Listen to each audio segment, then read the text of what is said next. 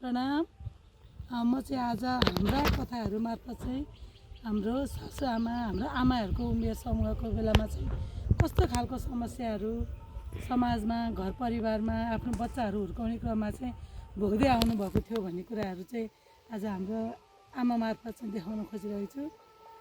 मलाई लाग्छ तपाईँहरूले पक्कै पनि यो भिडियो चाहिँ मन पराउनु हुनेछ। ल आमाले चाहिँ आफ्नो परिचय दिनु न त। मेरो नाम बुधकुमारी गौतम हो। उमेर मेरो 80 वर्ष पुग्यो। कतिजना परिवार हुनुहुन्थ्यो तपाईँहरू चाहिँ पहिला मेरो बिहे गर्दाखेरि 13 जना परिवार थिए। अनि हुँदा हुँदा हामी सबै जम्मा पछि चाहिँ 35 जना परिवारमा बस्यो। मान्छे थिए, मास्टर राखेको थियो, हरुवा थियो। हुँदा हाम्रो घरमा 40 जना 42 जनाको भान्सा सधैँ हुन्थ्यो। 16 महिना चामल पकाउँदाखेरि कहिले पुग्दैन थियो। त्यस्तै थियो गऱ्यो। त्यस्तो गाह्रो पनि भयो जस्तो लाग्दैन थियो अरे उ बेलामा। हामी छाउडी देउरानी जेठानी थियौँ। घरमा गएर कसैलाई कुरा पनि गरेनन्। हामी देउरानी जेठानीमा झै झगडा नि भएन, राम्रो भएको थियो कि खेतसेती बेला हामी खाली घाँस काट्थ्यौँ। हामी कोदाल खन्यारी होइन, भारी बोकेर चाहिँ हामीलाई रहर लाग्थ्यो। ओहो, हामी दुईवटा दिदीबहिनी भएपछि अब अरू मान्छे चाहिँ हामीसित नआइदिए हुन्थ्यो र हामी एक्लै चाहिँ राम्रो राम्रो घाँस काट्न जान्थ्यौँ भन्ने त्यो हुन्थ्यो हामीलाई। दिदीबहिनी चाहिँ धेरै दिदीबहिनी बाल्यकाल चाहिँ रमाइलो थियो। बालिका रमाइलो थियो। अनि दिदीबहिनी हामी झगडा पनि गरेनौँ, केटाकेटीमा झगडा नि गरेनौँ। गुनु चोलो दिँदाखेरि हामीले यो जाडो मान्छे भनेर अनि ओड्ने पनि यो जाडो मान्छे भनेर ओड्ने पनि मलाई आमाले ओड्ने पनि ल्याइदिनु भयो। पहिला गुली चोलो दिने पहिला पनि चलन थियो। गुली चोलो दिने चलन थियो।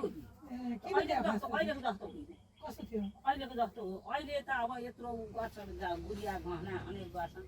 ऊ बेला त एउटा अब लुगा ल्यायो, आज यो बेलामा गुली चोलो दिने भने अनि लाउन दिने, त्यो लगाइदिने सक्यो। पहिलोचोटि पसल्दा चाहिँ कस्तो थियो? पहिलाचोटि पसल्दा अब 15 दिनसम्म अन्त के घरमा बस्नु हुँदैन, दाजुभाइ हेर्नु हुँदैन, बाबु हेर्नु हुँदैन। कसो घरमा बस्नु? म त बिगारेछु। बेगर्सी भएको? बेगर्सी चाहिँ अरू घरमा बस्नु पढेन, आफ्नै घर आएको थिएँ। ए अनि बिहे नगरिकनको चाहिँ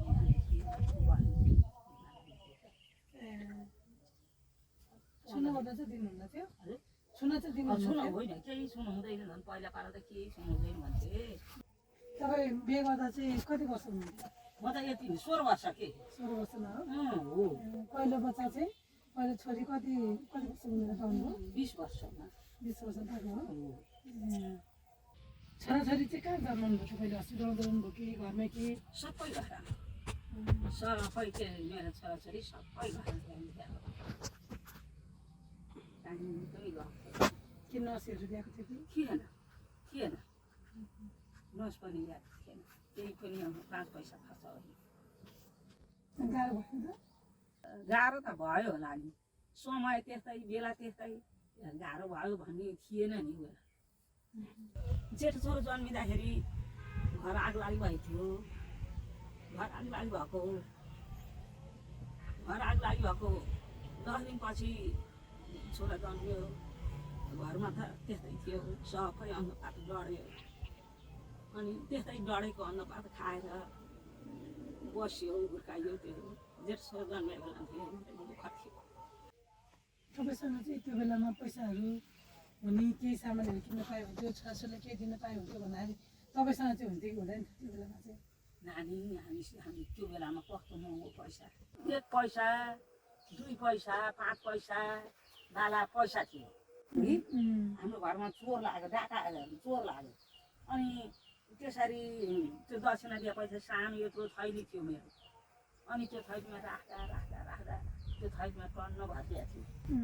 चोरको डर लागेर अनि आमालाई मैले त्यो पैसा दिएर गएको थिएँ। अनि आमाले पुल्ठामा राखी छोड्नु भएको थियो अरे। अनि चोर आउँदाखेरि त्यत्रो के छ भनेर थाहा सफासफी गर्दाखेरि अनि त्यो मेरो थैलीभरिको पैसा अनि त्यसले ल्याएर थैलीमा भरि 5 पैसा ऊ बेलाको त्यो 1 पैसा छुट्टै थियो, त्यो 2 पैसा छुट्टै, 5 पैसा छुट्टै, त्यस्तो पैसा थियो। एक थैली थियो। अनि के गरेर चाहिँ पैसा दिनुहुन्थ्यो तपाईँलाई? कतिखेर चाहिँ पैसा पाउनुहुन्थ्यो? त्यो पैसा त यसो बेला बेला टिको सिको लाएर त्यस्तै के। अर्को एउटा चाहिँ सोध्न मन लागेको मलाई अहिले जस्तो तपाईँको उमेरको मान्छेहरू अहिले भर्खर हाम्रो देशमा प्रधानमन्त्री पनि भए होइन, तपाईँको उमेरको सुशीला कार्की प्रधानमन्त्री हुनुभएको थियो। तपाईँलाई चाहिँ मैले पनि पढ्न पाएको भए, मैले पनि त्यो अवसर पाएको भए चाहिँ म पनि केही गर्न सक्थेँ भन्ने जस्तो चाहिँ लाग्छ कि लाग्दैन अहिले? केही त गर्थेँ भने जस्तो लाग्छ नि, केही गरिन्थ्यो होला, केही हुन्थ्यो होला भन्ने चाहिँ लाग्छ नि। पाएको भए केही न केही पढेको र नपढेको हुन्थ्यो नि। छोरीले पढ्नु हुँदैन, जेठाले पढ्दाखेरि अनि दिदीलाई पनि भर्ना गरेको थियो, अनि झरा लाग्नुपर्छ भनेर मैले पढ्नु दिएँ। भाइ बहिनी हेर्नुपर्ने भएर चाहिँ दिदीलाई चाहिँ पढ्नु अहिले मैले यति गरे नि मेरो छोराहरूले राम्रो गरिरहेछन्, ठिक गरिरहेछन्, कसैको खाएको छैनन्, कसैलाई ठगिया छैनन्, केही छैनन्, एकदम राम्रो छ। छोरीहरूको पनि राम्रो छ। मलाई छोराछोरीमा चिन्ता छैन, छोराछोरीको सबैको आनन्द लागेको छ, मलाई त्यस्तो मना चिन्ता छैन। सबैजनालाई एकदम धन्यवाद। यो कार्यक्रम चाहिँ आज म नेटवर्किङमा गइरहेको छु।